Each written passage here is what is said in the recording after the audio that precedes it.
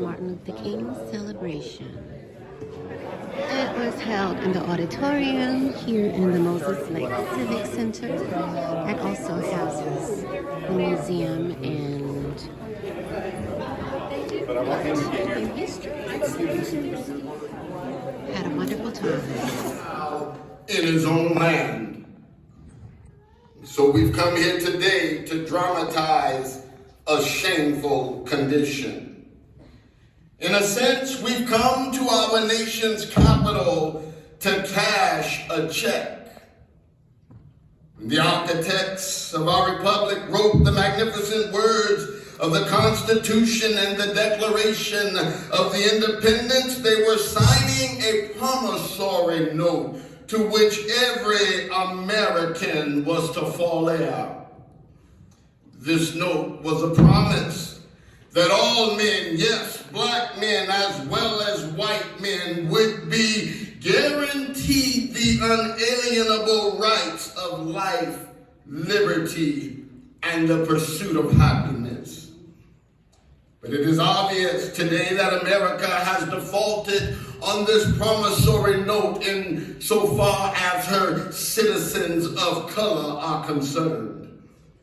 Instead of honoring this sacred obligation, America has given the Negro a bad check. A check which has come back marked insufficient funds. But we refuse to believe that the Bank of Justice is bankrupt. We refuse to believe that there are insufficient funds in the great vaults of opportunity of our nation. And so we've come to cash this check. A check that will give us upon demand the riches of freedom and the security of justice. We have also come to this hallowed spot to remind America of the fierce urgency of now. This is no time to engage in the luxury of cooling off or to take the tranquilizing drug of gradualism. Now is the time to make real the promises of democracy. Now is the time to rise from the dark and desolate valley of segregation to the sunlit path of racial justice.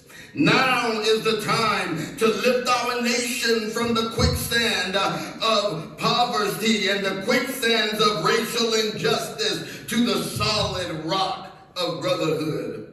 Now is the time to make justice a reality for all God's children. It would be fatal for the nation to overlook the urgency of the moment. This sweltering summer of the Negro's legitimate discontent will not pass until there is an invigorating autumn of freedom and equality. 1963 is not an end, but a beginning.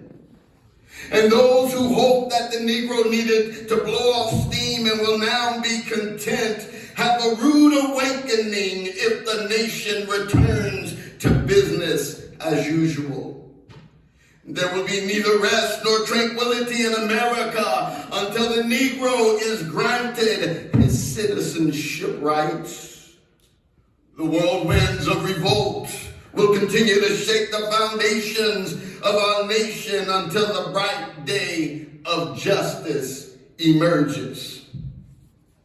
But there is something that I must say to my people who stand on the warm threshold which leads into the place of justice. In the process of gaining our rightful place, we must not be guilty of wrongful deeds. Let us not to seek to satisfy our thirst for freedom by drinking from the cup of bitterness and hatred.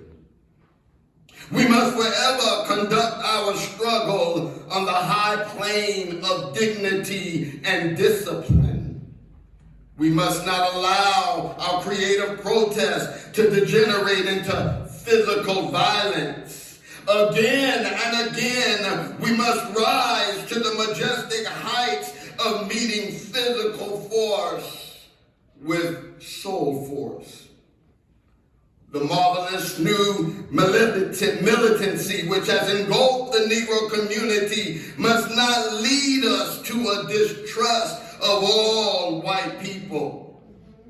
For many of our white brothers, as evidenced by their presence here today, have come to realize that their destiny is tied up with our destiny. They have come to realize that their freedom is inextricably bound to our freedom. We cannot walk alone. And as we walk, we must make the pledge that we shall always march ahead. We cannot turn back. There are those who are asking the devotees of civil rights, when will you be satisfied? We can never be satisfied as long as the Negro is the victim of the unspeakable horrors of police brutality. We can never be satisfied as long as our bodies, heavy with the fatigue of travel, cannot gain lodging in motels of the highways and the hotels of the cities. We cannot be satisfied as long as the Negro's basic mobility is from a smaller ghetto to a larger one. We can never be satisfied as long as our children are stripped of their selfhood and robbed of their dignity by signs stating for whites only.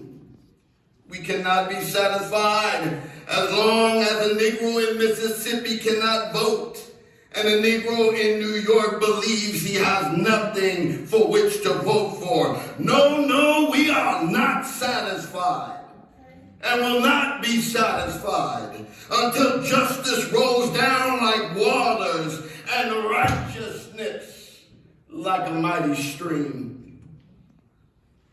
I'm not